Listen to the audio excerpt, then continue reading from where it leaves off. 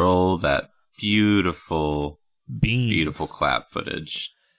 Roll those beans. Roll them beans. Roll them beautiful singular beans.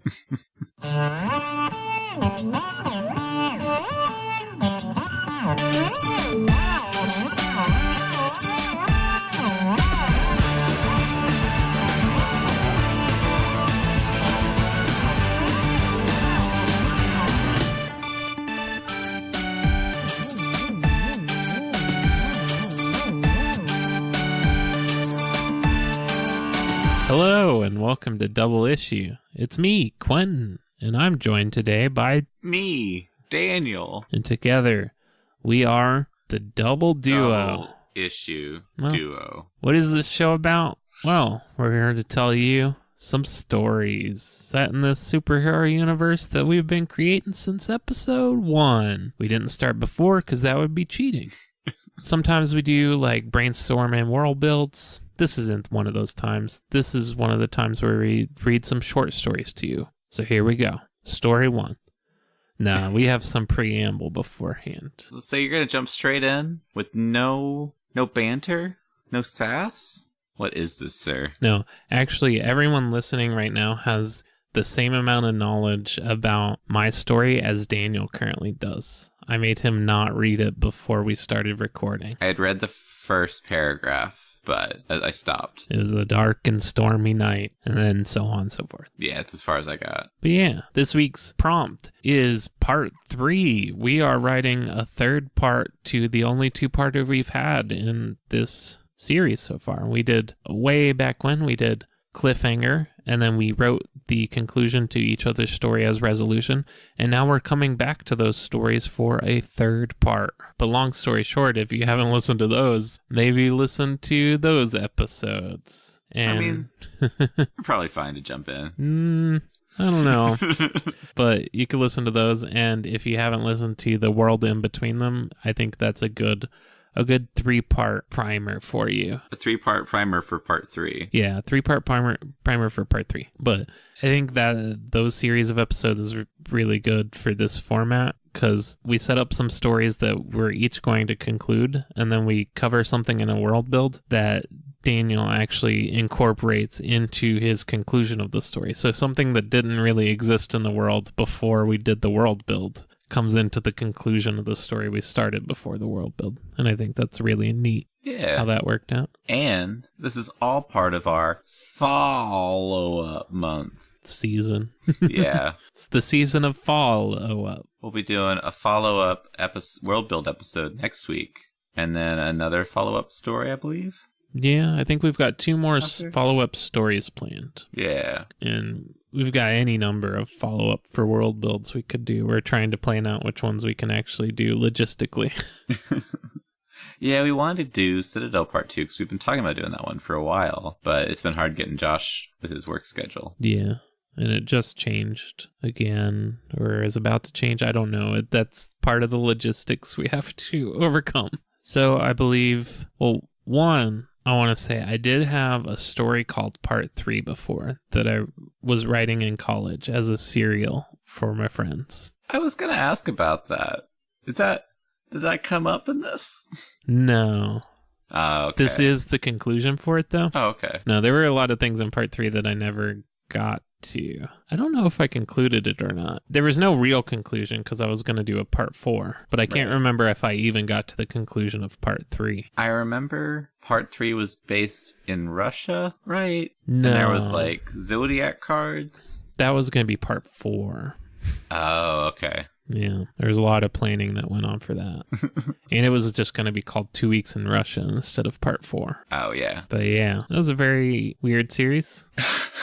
It had people we actually knew as characters. Yeah. And I think I went to like Technology Afterlife. Oh. Was part of it. And some character took a toaster and then did like a high dive onto the toaster just from the standing position. So that when the toaster died, the technology, it would go to the technology afterworld. But if you dove right into like the pieces as it was dying, you could also go there. Oh. Oh, So all right. you were just like diving into a broken toaster. So you just had to murder a toaster every time you wanted to go to the technology over? I mean, once you got there, you're there. Yeah. Sure, there's other ways. Just seems really violent, all those toasters. Yeah. But yeah, I think that was one of the first things I like wrote. Yeah. I remember you were writing them at the same time I was writing my first major project, Cloud Sea. So I remember us talking a lot about our projects at night. Yeah. I finished that book, technically. It's real awful. So if you like the mistakes I make in these stories, you would love that one. A Sea of Clouds. Yeah. But before we get into the stories, Yeah. I've got some really brief little bits. Yeah, brief little bits. Oh, yeah. Get those little bits back in those briefs. Do do do do do do do do do little bits. Daniel's little bits. So first, I had an idea for kind of a general arc for Baron Von Kill and Count Smackdown. Okay. Because I wanted to kind of sketch that out a little. I think they're just going to be on a villain road trip, basically. In the background is like a B plot. And so just every now and again, it'll just be like a brief, like in the background doing something wacky. But I think at a very integral part of the story, they should finally have the upper hand in their quest for vengeance. And they could just completely screw up everything that everyone's been working towards. And then the Count and the Baron are like, oh, actually, I guess we could just like it was just really nice like hanging out with you on the road. I guess we could just go be a couple and stop being villains. And just, okay. I don't know. I just really like the idea of just a road trip. Just like a road trip B-plot story. Yeah. So like maybe they're like buying snacks at a gas station randomly in the background of the story, or I don't know. Well, we'll think about it more, but that was just an idea I had. It's Final Fantasy 15 of our universe. Yeah. They wear a lot of gothic clothes, so maybe that works out. Yeah. My other little bit was that I searched little bits online just to see what was out there, and Marvel swept in and stole our IP. And they made a toy line called Little Bits. It's not okay. We need to protect our IP. I'm looking at this now. I don't think it's a toy line by Marvel called Little Bits. I think it's a company called Little Bits that has a Marvel line. I think Marvel listened to our podcast. That's one of our downloads. They stole it. They stole our Little Bits. Little Bits no, is it does the look New like a York-based education startup that invented the electronic building block. These magnetic bits snap together to turn ideas into inventions. Well, I guess if you actually look them up and read about their About page, you could see that. But I just thought that was really wonderful that in this day and age, there's already something called Little Bits. Oh, yeah. So Little Bits, please don't sue us. You can use our theme song if you want. Yeah, Little Bits, you can license our theme song if you want that. This looks like a cool thing. Yeah, I was reading a Twitter feed about a guy that bought it for one of his kiddos, and he said they actually felt like they were a gadget hero because of the stuff they learned from playing with this. Because they've got like Iron Man's arm, and you can just do stuff with it. Yeah, it looks like you can program it in different ways is what it is like. I think it's to like help you like learn how to build stuff and program stuff. And so they got this little inventor arm kit thing that like looks like Iron Man's hand, but it looks like you can customize it to be different superheroes. Yeah, you got like the little bits of code to set up how the thing works. That's pretty neat. Yeah. I guess. Do you want to do a story? Yeah. Do we want to break up our regular sequence and do my story first? Yeah, because I want to save my story for after yours. Yeah. All right. Because I want to keep the surprise a little bit longer. Quentin likes his long cons. Yeah, I was bald for a while. Yeah, like 6 months. No, it was like 2 months. Oh, we still didn't know. You got into a hot tub, and we were all like, why is he wearing a beanie? This is probably normal. Yeah. It's just cold. Yeah, I mean, we were drinking, so probably didn't question much anyways. Story time! Yeah. Split Ends by Daniel J. Poole. Everything happened too fast.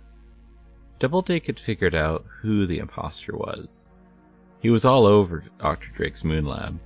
Then he stopped cold before appearing over Ijaval.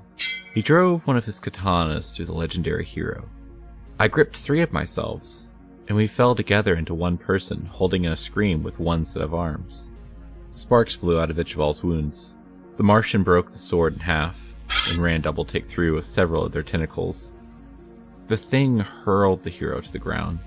That's when Paladin charged. She ignited her afterburners. The heavy armor flew across the smooth metal floor. With a precise rocket-fueled kick, she sent the robotic alien sailing through the closest observation window. She scooped up Double Take and threw him over her shoulder, while dragging her fingers into the floor with her free hand.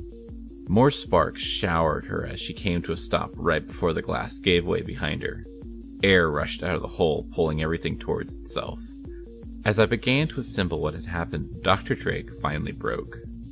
His skin flexed before ripping open.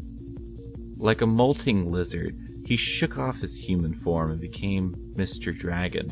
I called to Paladin over the rushing wind, but she was stuck. A single robotic tentacle held her in place. The beast roared and stumbled toward the open. In a panic, I took hold of the closest guardrail around the swirling portal and multiplied myself. We formed an unbroken chain of copies of myself. Each held the waist of the one created before, till we stretched the Paladin. Pulling as one, we heaved her forward. The imposter Ichival pulled itself up level with the room. It grasped at the sides of the facility with its tendrils. Mr. Dragon pushed through the opening, taking the robot with it. Steel shutters slammed down from the ceiling, closing off the hole. The alarms cut out. Only the lights of the instrument panels and the waning portal gave off any light. Miss Heyday stood up from behind the portal controls and brushed dust off her pantsuit. She said, "Is everyone okay?" What? What? What? What? What? All the Mies said in unison before collapsing back into one person. Paladin stood and walked with Double Take over her shoulder. Overhead we heard Mr. Dragon clambering across the top of the lab. Before we had a moment to think, Heyday rushed past us to the main doors. "Come on, you two," she said. "The robot was messing with the contamination procedures. With it outside, the facility will restart the security system. When it doesn't detect Dr. Drake, it'll drop the whole lab into the Faustini crater." Paladin wedged herself between the door and the wall. She pushed them apart until Double Take would fit through. Then Paladin forced Heyday through. I was still in shock. I was outside myself, watching everything happen. The ceiling cracked and caved in under Mr. Dragon's weight. Paladin slipped through the door and yelled at me to join her. She was waving at me, and my feet began to move on instinct. I reached for her hand, and I felt the tips of her armored fingers, right as the alarms began ringing again. As they did, the whole lab jostled before detaching from the hallway, back to the main facility altogether. I watched the security door slam shut as the door tilted back into the abyss below. As I fell, I watched the room shrink, then disappear from view. I'd fallen into the open portal. Everything was still there. Everything was still where it should be. But I had stopped falling. I was stuck in place where the portal had been. The other side was a pale purple reflection of the world. I could see everyone as they were in the real world, but I couldn't reach them. I watched Mr. Dragon run, jump, and cling to the bridge back to the facility. I saw Heyday and Paladin running for the other end. It broke away from the cliffside. Paladin managed to fly the last few feet with Heyday over her other arm. The trio entered the airlock as Mr. Dragon burrowed into a supply depot nearby. "Wow, Paladin is just great. Don't tell her I said that," said Double Take. A ghostly form of my partner was floating in the air next to me. I tried to jump in fright, but couldn't move. I said, "What? Who? How?" He laughed and said, "Hey, I don't get it either. One minute I was leaping between timelines, faster than I ever have, and the next I was out here.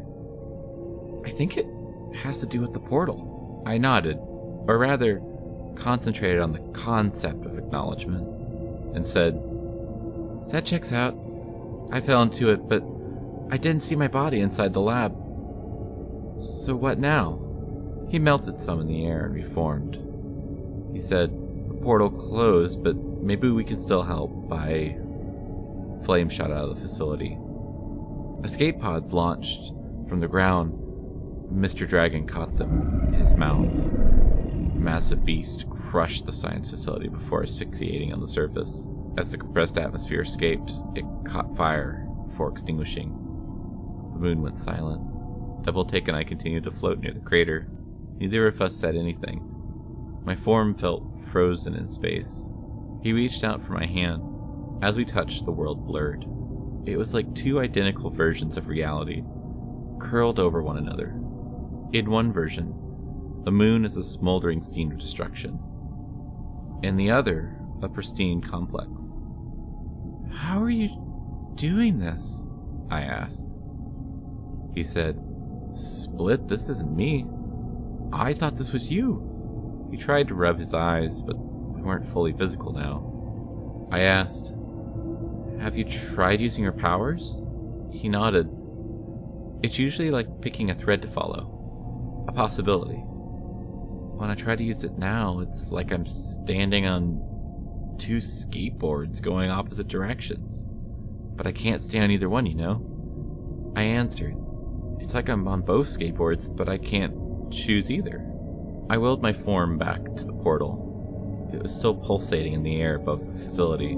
Dragging Double-take with me, I tried using my power to multiply myself. We both quaked as thousands of realities played out, overlaid over ours. No single reality had a positive outcome. In every one, something went wrong. In one, I was sneaking through the lab, searching for something. I searched every corner of a darkened room with a flashlight. Something scuttled out of view. I made a run for a medical cooler, but a steel tentacle stabbed me through and I fell to the ground. Myself, my current self, not the one I viewed, reached into that reality. I took hold of a vial from a fridge. Myself, the other self dying on the floor, watched me for a moment before dying. In another, Paladin stood alone on the lunar surface. She was holding one of Double-take's swords. It was plunged through the cybernetic archibald. The body had finally stopped moving. Behind her, the facility was crushed under Mr. Dragon. Wires from her arm cannon were attached to the sword. Double-take leaned into that reality and studied the improvements. He started to slip and fall, but I grabbed him by his form, his spirit. I envisioned standing on two skateboards, and I brought my feet together. He snapped back to our in-between space. Paladin blinked. She said, "What the hell was that?" We maneuvered through a river of time, dimensions, and possibilities. We chose a scenario where Paladin and Double-take were standing opposite from one another. The Double-take between time and space, placed his sword in Paladin's hand and ran a few wires from her arm cannon to it. I placed a vial of Dr. Drake's medicine in Hayday's hand. We whispered in Paladin's ear, "Archibald's the imposter." Time resumed. Hayday administered another shot to Dr. Drake. Double-take's blade, in Paladin's hands, hummed with plasma. She ignited her engines and sailed at the robot. It tried to dodge, but Double-take held it in place. It started to stab him, but several copies of me held it back. The katana sunk through the creature. It fell limply to the ground. The survivors began congratulating each other. They high-fived and cheered. Double-take and I, however, didn't join them. We tried to reach out to the thread. We envisioned the skateboards, but we couldn't move them. We saw other possibilities that once stretched out in front of us fold into one another, till only one remained. We saw the other layered realities dissolved into a single point.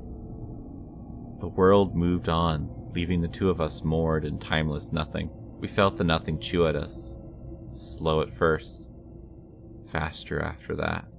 Like sandcastles falling apart in the tide, we felt... The imposter Archibald crumbled to the ground. Dr. Drake wiped his brow.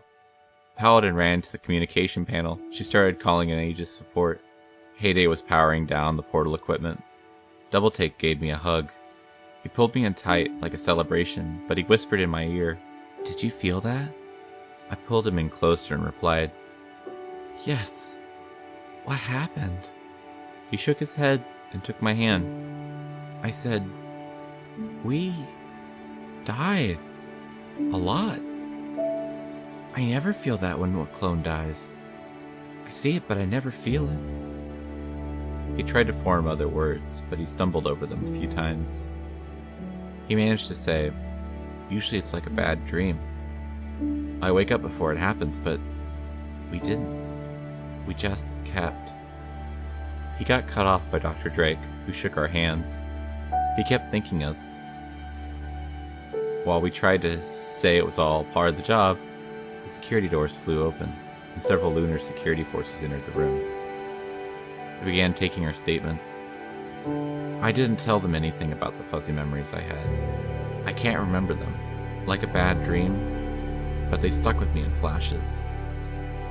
A pair of security officers started placing restraints on the robot, Archibald, before placing the whole creature into a containment cage. I tried to speak to Doubletick again, but the officers began drilling him about his side of the story. I walked away. Taking a seat at Hayday's desk, I took my first deep breath before choking on it. Laying on the desk was an empty vial of Dr. Drake's serum. I had seen it before, but I couldn't remember where. Touching it, I remembered being afraid, but not why. I picked it up, but the memories kept fading.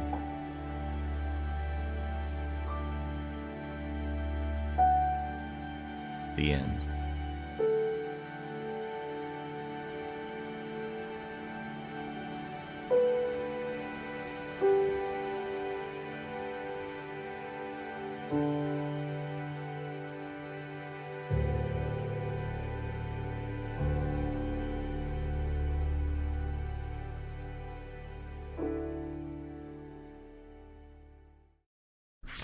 All right. So what'd you think? It was good. I liked the different perspective. Since we had a double takes perspective, this is now Split's perspective, and that was neat. Yeah. To get into. So then the sequel to this one will be Paladin's perspective. I kind of thought about that too. But at first, I was going to write the story about Split and everybody in the moon base just running and hiding from the robotic monster. And it was going to be an alien-esque story. Mm. And then I had this idea oh no, there should be Paladin fighting Mr. Dragon on the lunar surface. Big showdown. I was just, no, I should do this other thing. And I was like, wait, Split could do all those things if she had extra magic power of some kind. And this story kind of came out of that. Yeah, that's pretty cool. Yeah. Originally, when we decided we were going to do sequels to the sequels, I thought this was going to go in a different direction, pick up a little bit after, not immediately after. Oh, yeah. What were you thinking? The first thing I pictured, if I had done it, was maybe an interrogation scene with Ichibal. Oh. And them trying to get to the bottom of not Ichibal. Or maybe Ichibal's perspective of what was, the real Ichibal's perspective of what was going on during this time. I think I might have picked up with him. But I don't know. Those were just, the vague starting thoughts of something before, you actually think about it too hard. Yeah, it'd be really cool to have, Paladin interrogating the robotic Archibald. Yeah. Archie. So, part 4. It's what is it? Rochambeau? Rashomon? What's that? Rashomon is a 1950 Japanese period film directed by Akira Kurosawa. I thought you meant Rashomon, the Digimon. Oh. Film is known for a plot device that involves various characters providing subjective, alternative, self-serving, and contradictory versions of the same event. So not just different perspectives, but someone's got to be lying here. Oh, gotcha. Yeah. That was something I had fun with in early retirement, was the Baron would say something, and I was hoping that whenever you read it, you're like, I don't know if that's true. Oh, I think you're making up stories. Yeah. So in some ways, this is an immediate sequel. Right. But also, it's an interquel. Yeah. Because it also happens while the other one's happening. Yeah. I went, whoa, Daniel went for like, what happens immediately after? And then I was just, oh, and he also kind of just says, remember how Quentin found the good ending? Well, now they've got to find the better ending. It was like one-upping my story, it felt like.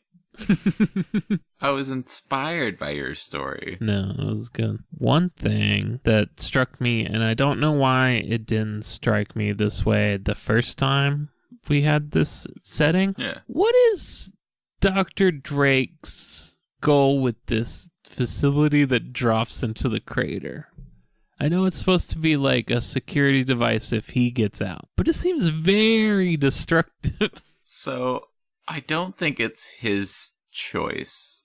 Okay. I think he is there at the bequest of a different organization. So it's like not prison.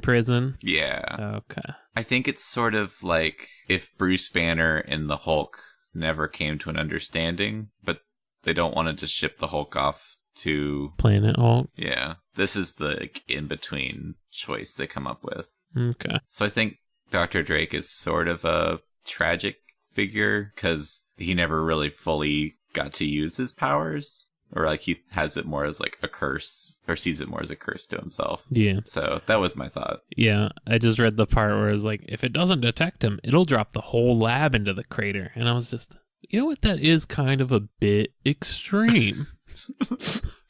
I don't know why I didn't think about this before. I think I just thought it was really cool, which it is. Yeah. But I was just, that's a bit dangerous for anyone else there.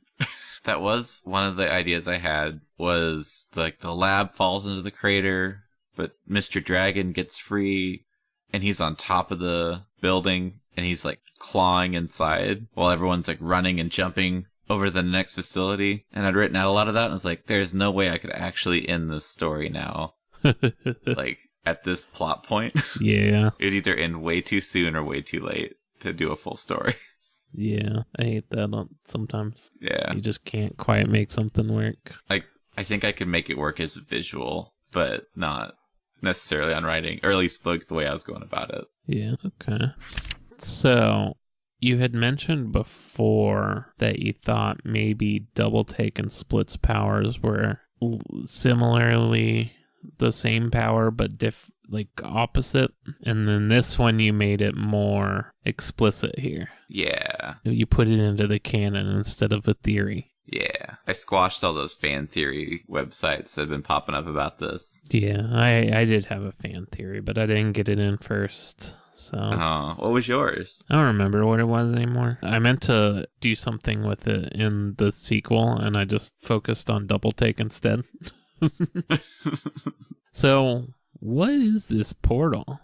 So, I mean, originally I just set it up as a thing to be in the room to be more dangerous. Yeah. And then I think the robots came through it in yours. So, I was thinking, they mentioned briefly in Cliffhanger that it's related to Split's power set. So it's something to do with time powers. So I don't know for sure what it is, but I like the idea that it's something like the Speed Force, but for time travel heroes. The Time Force. Yeah. I'm sure Marvel's got that one locked down, too. There's that video game, Super Time Force Ultra. Ah, there it is. I actually need to play more of that. That was really fun. You just keep making copies of your own self. It's kind of Split's power. I think I partially thought about that when I made her. But yeah, so I think it's just like a dimension or like concentrated time power. And so it just like super energizes her and double takes powers. Okay. But the bad people also used it, or they used it and it just happens to be split time? Yeah. I think the bad guys could use it to make a quick portal. Possibly a time portal. Okay. So maybe like something easy to track, so they try not to use it too often. And so maybe that's why they tried to make it at this particular time. Yeah. No. Oh, we don't have to fully define it. I I just wondered, because it seemed like at first it was a bad guy thing, but if they were interacting with it, it seemed... Yeah, because that was the experiment they originally came to watch. Was the portal? Yeah. So I messed that up in my story. Oh. Well, it was out of control. It got hijacked or something. Yeah. Okay. I think Ichival was controlling it. At least that's how I interpret it. And I interpret it as just a random portal opening up. You want to do my story now? Sure. Let me go and read it. Okay, I'm going to go pee. And then I get just to sit here and listen to you reading.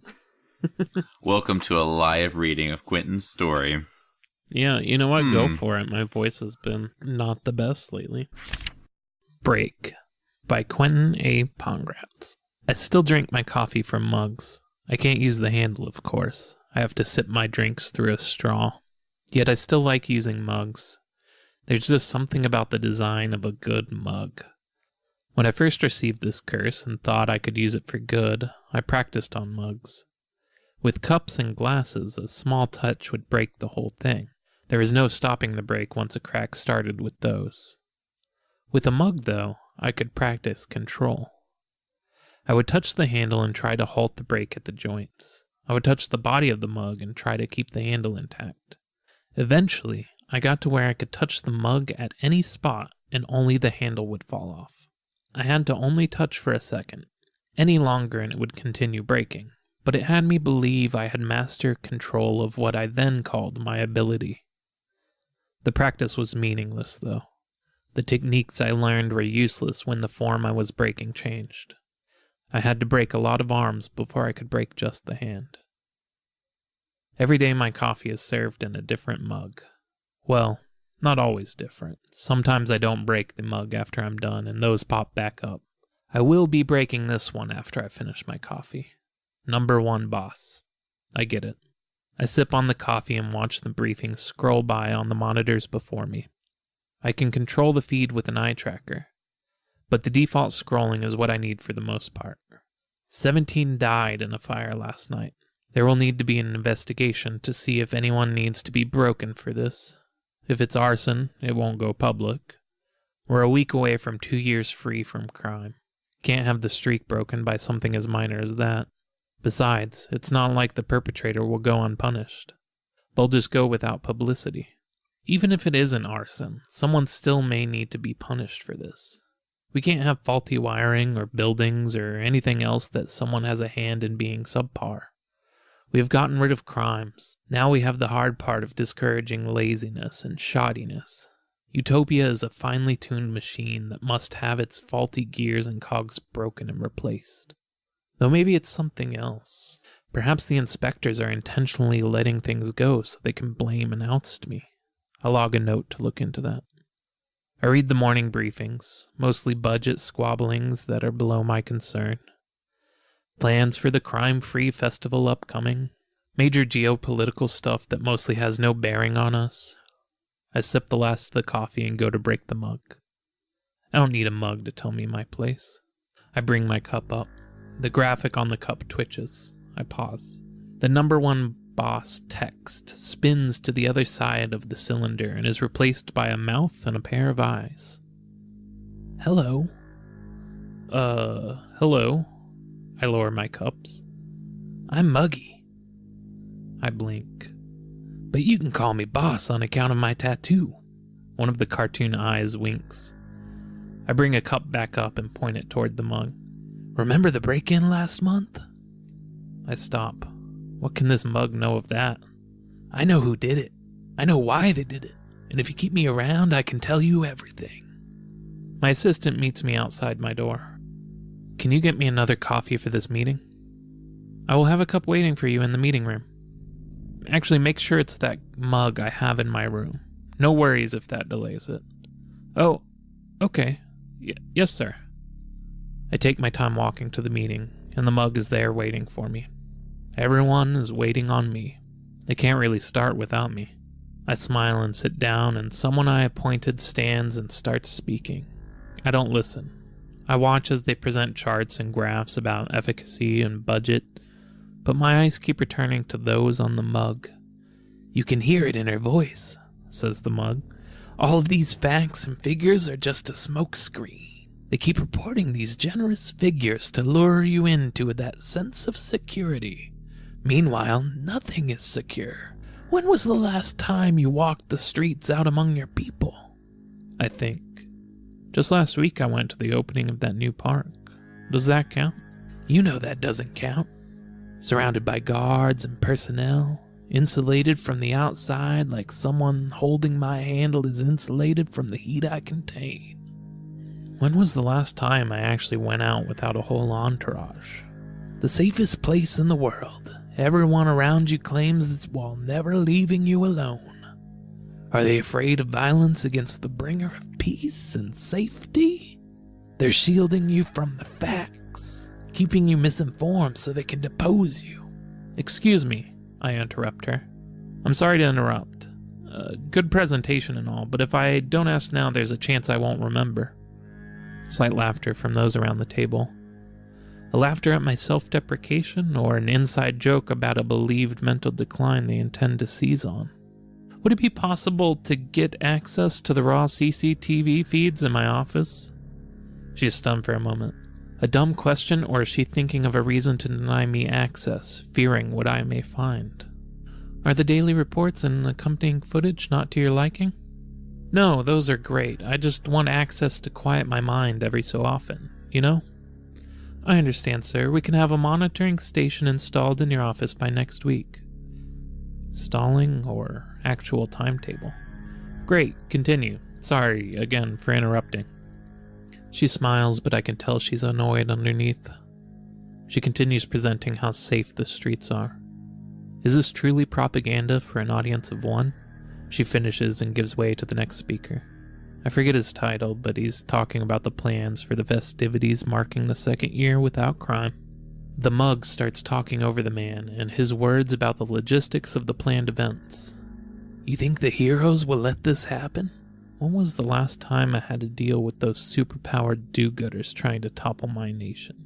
Destroy everything I've built here. It's been too long. They've been planning something. The big celebration would be the perfect opportunity to strike, too. I clear my throat. And the man presenting pauses, waiting for me to follow up with something more. Logistics are important, but my mind is on safety first. The man sits down and Michonne's right-hand man stands in his place. Everyone calls him Elo, even though his name is something longer I can never recall. No threats currently on our radar that haven't been dealt with. Poor speaker or obfuscation. What an odd way to phrase that, I say. Sorry, let me clarify. We are already on top of anything that could possibly be a threat. There were rumblings about a planned demonstration by the FFF-UCR that has been ferreted out and dealt with. Is that the freedom fighting whatevers? Fighting for freedom under corrupt regimes. He smiles. Because of their absurd name, or because he believes my regime to be corrupt, illegitimate, something he shares with an unlikely ally? Any others? I ask. A few smaller ones not worth mentioning. Honestly, with FFF-UCR out of the picture, it will be smooth sailing. And Aegis? Everyone freezes. Seems you hit a nerve, says Muggy. Elo shuffles at the front of the room, unsure how to answer my question. Michonne stands up in front of him. Aegis won't do anything, you know this. He's lying, you know this. How am I to know this exactly? I ask. No word of them on my security briefings. Because they're of no threat. No threat to him once they've taken you out? No threat, I ask. A group of super cops is no threat to a state they deem as illegitimate and headed by a villain? Aegis is yesterday's news, says Michonne. They haven't been relevant on the world stage since Amy disappeared. Amy's back. Yeah, I say. Amy's back. And that's all the more reason they aren't going to come crashing our parade. Actually, we don't have a parade planned for, metaphorically speaking. She was the bedrock of Aegis, and it collapsed without her. What they've built since then is back in shambles with her reappearance. And you know all of this because I'm head of security, and I'm well aware of the situation here and abroad. And that's why you shouldn't second guess when I tell you that Aegis is not worth thinking about, let alone worrying about. He's lying. He's lying to protect Amy and overthrow you and I reach out and touch the mug. The cracks feel preordained. They run in lines across the surface and then connect with the lines on the other side until what once was whole is in pieces. The coffee inside spills from its carcass and across the table. The people seated nearby grab their folders and papers to keep them from getting wet, but do not dare stand and flee. I stand and leave the room and the mess behind. He knocks on the door, but doesn't wait for my response to come in. He knows if I didn't want him in here, I could have barred his keycard from working.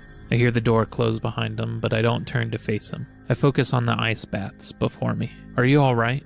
he asks. I plunge my cups into the icy water. If he says anything as a follow-up, it's drowned out by the noise the baths make. I feel the ice suspended in the water.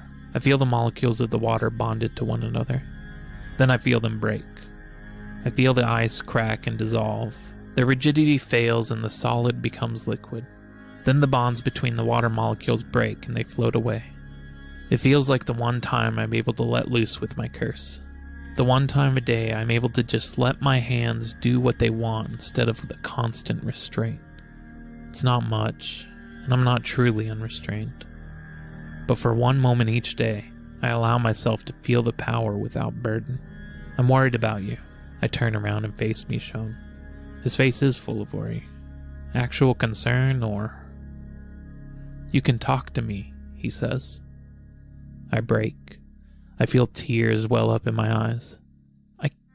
I can't lose all this. "You won't," he says. "You've got such a great team here. We're all working to keep this place working for your vision of good." It feels like I can't trust anyone, I say. Everyone seems out to get me. There's no one out to get you. One, all of these people admire you and respect you. You inspire everyone here. Two, I'm your head security officer. If anyone were planning anything against you, I would know about it. And then shortly after, there would be no one planning against you. He chuckles. I swallow. This is harder than I thought it would be. What about the break-in last month? An anomaly. The flaw in the system has been dealt with. There is no nefarious cause behind it. Why are the details always so scant on this subject, I ask. Michonne's turn to swallow. I turn away from him and towards the computer. They gave me those raw feeds I asked for. They wanted to wait until they could install a whole mess of monitors, but I insisted I wanted access now. They gave it to me because who would ignore a request from their ruler? See, I just wanted to find out what had triggered the alarm. Michonne starts to speak, but I don't let him. I know, you said it was nothing. A malfunction of the system. An anomaly. You're fond of that word. But I scrubbed through the footage and, well, it appears that you are right. I had been paranoid about nothing. See? But then, you know how paranoia is. You can't stop scratching even if the itch has fled. So I did some digging. They have this live stream. It's a stupid little thing. They set it up so you could always see the flag of this here nation flying high. Some citizens going the extra mile to display their pride for their country. I don't get it personally, but I did find it helpful. Because the flag it watches is that one right outside of our fortress here. And just beyond that pole that displays the flag of this great nation, well, it's your window there. Now the resolution isn't great enough to see what you're up to in there, so don't worry about that. But it is enough to see that you had a visitor the night of the break-in. One capable of flight, one that had just recently returned from an absence. It was Michonne's turn to have tears well up in his eyes. He swallowed back a lump in his throat. It wasn't... I can explain... Please do. Michonne's mouth starts moving, but I can't hear his words. A voice is talking over him. I can't focus on either at first, but the other voice overpowers Michonne's. It's a whisper, but still louder than Michonne's in the end. I look to my right to see where it's coming from. Muggy. No longer a mug, but the visage of one. Faintly glowing, perched just above my shoulder. its cartoon mouth mouthing a single word over and over. Lies. I pace around the room, as I had been doing for over an hour. Waiting was the hard part. No, waiting was the easy part. Asking would be the hard part. Asking from a despicable being such as him. I shudder. The computer monitor across the room lights up with the call. Answer, I say aloud. I hear you have a request. It takes all I have not to hang up on him. Yes. Well, I'm sure whatever it is, we can work out an appropriate payment. Perhaps some diplomatic immunity. Maybe set me up with a workshop in that little country of yours. Could be nice to be in such a crime-free environment. I take in a deep breath. Don't let him rattle you. We can work something out, I'm sure. So, what is this request of yours? I look down at Michonne's broken body. I hear you've been making some robot clones. I need one. The end.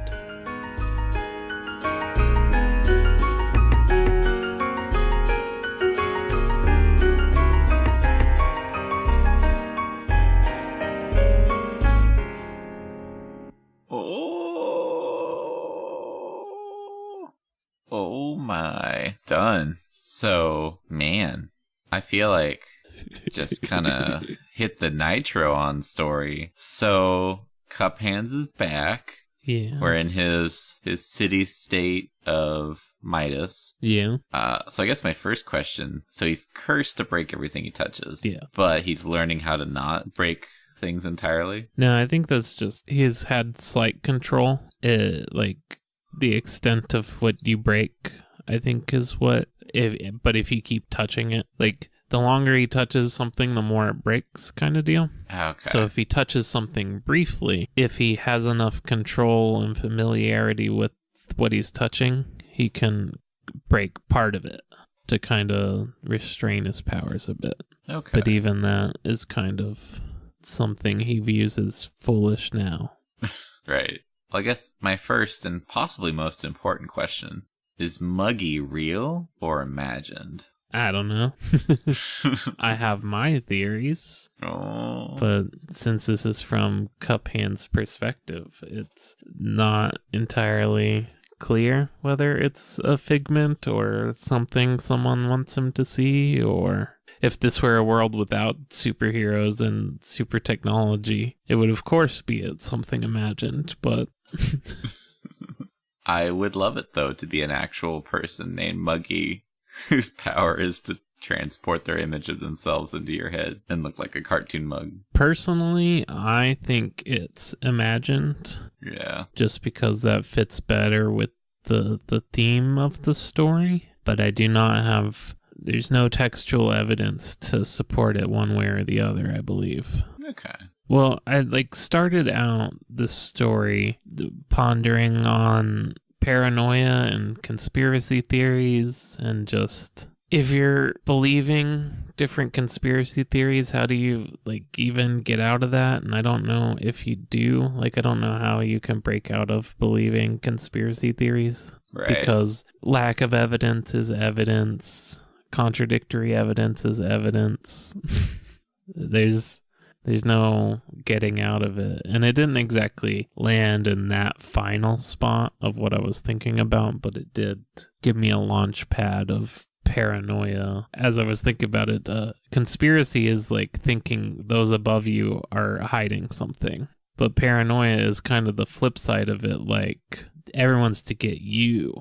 It's not like a wide conspiracy, it's like a targeted conspiracy. Oh, I never thought about it like that. Yeah. I mean, I could just be BSing here, but it seemed to make sense. It's more likely that Cup Hands wouldn't be a conspiracy theorist because they're in power. Yeah. But paranoia is there's conspiracies all around me and they're just trying to get me personally. Okay. Yeah. You introduced a new character, Elo? You mentioned that they have a longer name? Yeah. You know what that is? Well, it's Elton Oscar Ekins. Oh. And it's my character from Pandemic Legacy.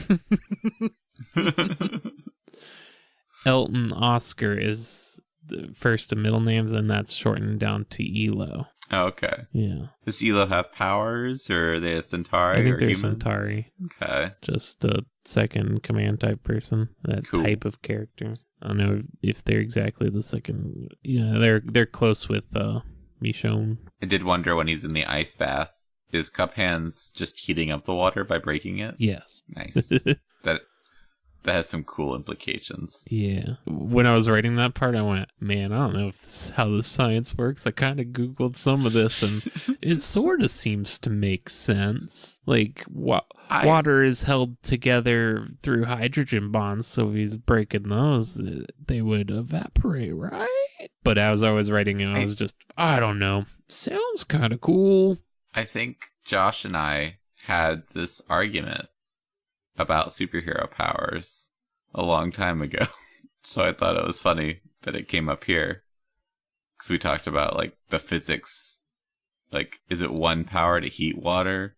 Or is that a separate power from, like, speed up objects? Yeah. I mean, I guess you could also break the bonds between the hydrogen and the oxygen, and that would also evaporate it. Like, right. one is making steam, and the other is making, what? Air. Yeah. But the breaking would cause heat, I would think. I think that's a science thing. I think that checks out. I think it by checks science. out. I think Cup Hands is scientifically sound, I think is where we landed on that one.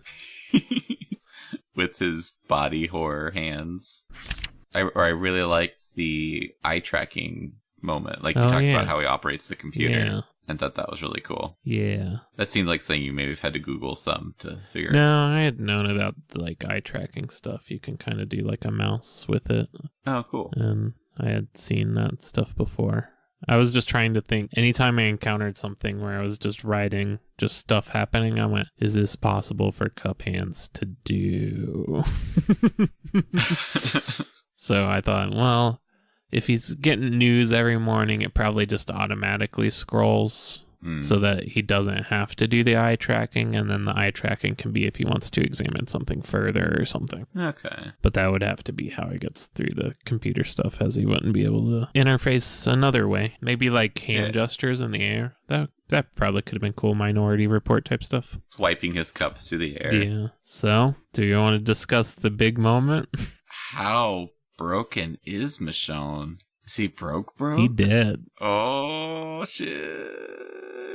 Yep. You broke Michonne. Yep. He can only come back in flashbacks now. Yeah. Hold on, I gotta go edit my time-based story. And Michonne came out of the portal. What? Wow. Happy and healthy. What? No, it felt fun to do a big death. Yeah. I was talking to Kate earlier today about this, but I think you kind of have to earn character deaths. Like, you can't just, this is Carl, he's dead. Yeah. Like, that feels kind of empty, and it's like, okay, Carl's dead, that's fine. But whenever you've built up a character, even as a little bit of building we did for Michonne, yeah, whenever they die, it's like, oh no, what? This is a complication? Like, there's implications for this? Yeah. So that's pretty cool. And I figured with how our universe works, they can be in other stories fleshing out background and stuff like that. And with how I did the next part. Oh yeah. So then he's on a mysterious call with someone to order a robotic replacement. Yeah. Who's he on the call Did with? we say this in an episode? Who this was? I don't remember if we have or not. You know who it is, though, right? I think it is the Amazing Richard. Yeah. Yeah, that's right. We were talking about that. Yeah. Yeah. Okay. I was following up some threads. Yeah. Look at you. Following up threads, not just opening new cans of worms. Yeah, I'm closing one thread, and that thread is Michonne's life. And opening another, and then picking up another thread that you put down in birthdays. Yeah. That suggested the Amazing Richard was behind those robot doubles in Cliffhangers. This episode feels very incestuous. It just keeps referring to itself. I mean, it is part 3 of a story that we've co-written. Yeah. So the robot doubles that we started in the original part 3 stuff and the original 2 parts, which was continued on in birthdays as a little nugget, is now brought back here where Cup Hands is requesting a robot double of Michonne so that I assume no one knows Michonne is dead. Yeah. That just also reminds me, in the original Cliffhangers for your story, Cup Hands falls into outer space. Yeah. Then in my story, or then we had the world build where we made up the Centauri, and then I made up Michonne to come out and get Cup Hands out of space. And now we're seeing the end. So it was like beginning, the genesis of Michonne and the ending in this. Oh, yeah. This story series. Yeah. I didn't intend to kill one of your toys. Man, Daniel sure loves Michonne. I just thought it would be very cool to relate it back to this plot line we're trying to develop. Yeah, no, this is good. And this puts a new plate up in the air. And I continued spinning that other plate, that Amy Dangerous Michonne plate that you're fond of. I didn't mention her by name. Right. Not in that final bit, at least. I could see a really good scene, though, now, because maybe she comes to visit and something's off. Yeah, I don't know exactly. I didn't figure out exactly what her initial visit was. I don't know if it was, hey, I just got back, things are weird, or, yeah, hey, I heard you were up to something, Michonne. I'm going to tell you to cut it out. Like, I don't know what that meeting was. Yeah. But Cup Hands certainly took it in a negative light. Which is really depressing because, I mean, since he's paranoid, it makes sense, but it probably was just something, like, not involving him. Yeah. I really wanted to write that scene, but it just had no place in the story. So maybe I'll write this scene one day. But yeah. Nice. I had to shuffle our stories around because I really wanted the death to come at the end. It just seemed like a big bombshell to be in the middle. I mean, my story literally didn't change anything. So it's good to get this big bombshell. Super powered instruments. But yeah, I think we're done talking about my story. Okay. Right? Yeah. All right. So next week, do you want to do a part 4 or do a different sequel for a different story? I think just a sequel of any story of our choosing. Or do we want to make it random?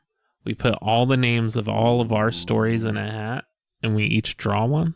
I'm not that good at drawing. Well, now's the time. I mean, if I'm going to learn, it might as well be in an auditory format that I learned to draw. Wait. If we do this, we could do it now. Can you get the number of stories we have? So just number of story episodes times 2, I guess. Oh, I thought we'd done a whole lot more stories. No, we had a bunch of bye weeks. We had a bunch of bye weeks. We done 14. 14? So between 1 and 28? 2 stories each. Oh, okay, yeah. I left Cliffhangers out. Okay, do you want yours first or mine first? Oh, let's do mine. Okay. Oh, 27. So the 14th one you have first story of that one. Okay, yeah. So that's Bison and Wisp issue 1. So you can do issue 2. You don't have to do issue 2. You can skip some issues, but sequel to that story. Okay, so I'm going to hit a random on mine. Okay. 7. So that's what? The first story of the 4th episode. So that's Tabula Rossi. Tabula Rasa? I think it was my story first. What was yours? The Michonne story. Oh. Which one was that? Oh, okay. Ooh. Well, that's fitting, I guess. So we're both good with that, I guess? That works for me. I think I've got a story idea I've been thinking on for that one. Man, I've got a couple of Bison Wisp stories, actually, that I've been thinking on. I don't know if I should use one of those or... Pick the coolest one. Oh.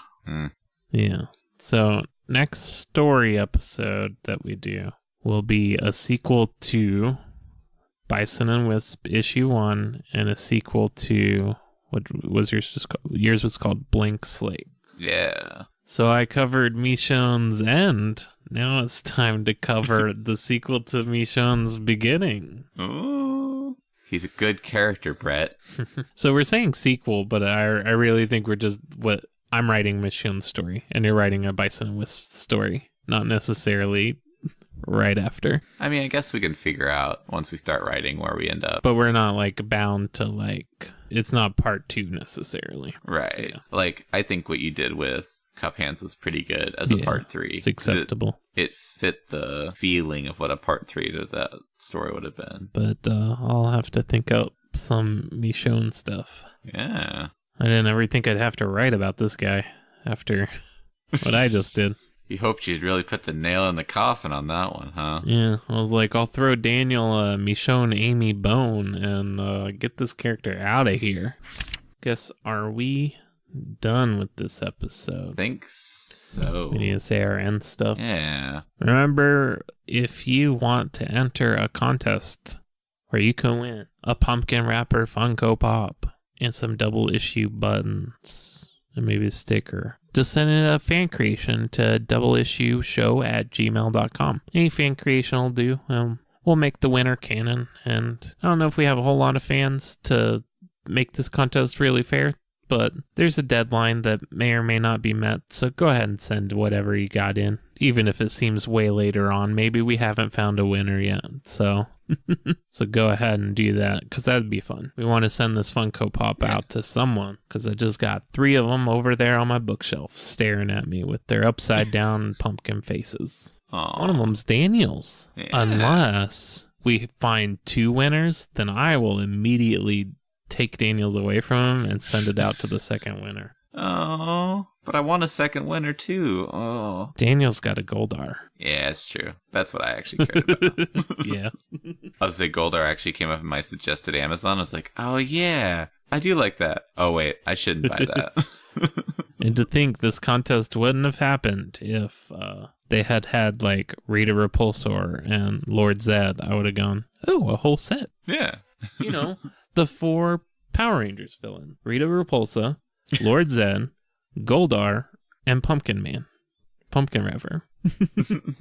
So yeah, just send a fan creation, a drawing, a rough sketch on a napkin, a story, a rap, a song, whatever.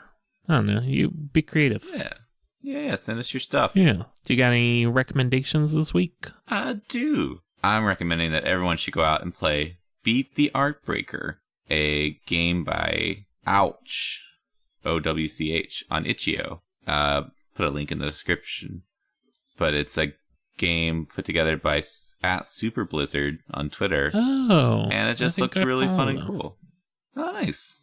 But it's a really cool looking game. And I've been watching the development blogs, and I was really excited to see that the full version was out. And it's like a pay what you want game. And then I'm also recommending September 1999, because Quentin shared it with me, and now I may never sleep again. Yeah, y'all, it's Halloween season, and so if you want to have a little scary experience, it's 5.5 minutes of your time, and it's more or as disturbing as watching a full-length horror movie. So if you want to get in that holiday season. It's a little graphic, but it's really worth it. Like, it's just really unsettling and a whole lot of fun. And it's also pay what you want, so you can get it for free. But if you enjoy it, definitely try to send money their way if you can. Yeah, it's really well made. Like, it looks like a VHS tape from 1999. Yeah, that's the gimmick here, is it looks like you're watching a home-recorded VHS tape, but you're playing a game. My last recommendation. 3 recommendations. You can cut them out wherever you want. I mean, these could all get edited out. I don't know. But there's a website called Podcast Campfire if you're thinking about getting into podcasting. And it seemed really cool. I'm just now checking it out. But they've got like message boards and forums and stuff like that. Yeah. It seems like a good community. And they featured us. Yeah, that's the reason I put them in recommendations. Yeah. I think I was going to recommend an anime, but I haven't finished it yet. So I want to wait until I finish it. But I think I'll recommend the game Heat Signature. They had a birthday update recently, and it added a whole bunch of new features. And I can't remember if I just told Daniel about them or mentioned it on the podcast, but it's a very, very fun systems-driven game. So surprising things can happen all the time, and I've been recording myself doing the dailies recently, so you can also check me doing those out. Backhanded self-promotion. But it's been fun to record them and more fun to play the game than record them, I would say. So go check out that game. Are you putting your videos up on like YouTube or? Yeah. Okay, cool. Yeah, guess we could put a link to that. I was reading some of the player stories about it, and it seems like it's got a lot of that lore that you build in yourself. Yeah. About who you are. Like, it seems like it's really good about that. It's just, oh, man. Yeah, it's very good about player stories. That's actually a thing I wanted to do before we started this podcast. I was considering doing, because I was looking for a creative outlet, I think. I was considering doing a series where I played through the game, but I would kind of edit it down and just tell stories of the different characters in this. And it was going to be like half writing, but also half just kind of playing it and seeing how it unfolds, and then writing stories based around that, inspired by that kind of deal. Nice. It's really fun to get into your characters, because now they've added different traits, like your character can be weak and they can't use a melee weapon. So not only does that impact gameplay, but can affect the story, like why is your character weak and can't do that anymore. But yeah, it's a really fun game, so... I'll go pay for all these free games, and then I'll go check that one out. If you like our show art, it's by Lisa Prather. She's got an Instagram, instagram.com/LisaPratherArt, or her website, lisapratherart.com. Yeah, you can find me on Twitter at Quentin&rsquo. Find me on Twitter at Guer, because I like being difficult. Yeah. We got website, Twitter, Facebook, WordPress, Discord, Double Issue or Double Issue Show. All the links are in the show note. Give us a review or a like or a share, or just put earbuds in your friends' ears and make them listen to it. Whatever you do, do not board up your windows and lock yourself into 2 small rooms with just a mattress and some bottles. Yeah. And listen to the show. Yeah. Don't do that one. Or do if you're as long as you're listening to the show. That's true. Maybe you do listen to the show. Okay. I think that's it for us this week. They'll read you some credits, whoever's reading credits this time. Basically, whoever is done with their sound editing last has to read the credits as punishment. Yeah. It's kind of shame, but I mean, I deserve that if I get done last.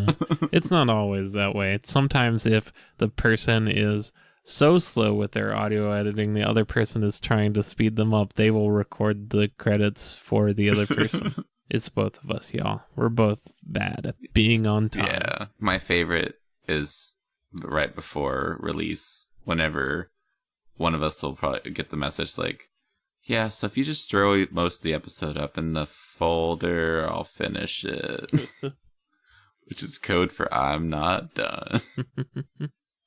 Yeah. So if you want to find us, you can do so at shop.littlebits.com/shopkits/official-kits. No, they're stealing our customers. Or just go to littlebits.com and you can click the shop tab, so you don't have to do all of that URL. Yeah. Goodbye. Yeah, goodbye.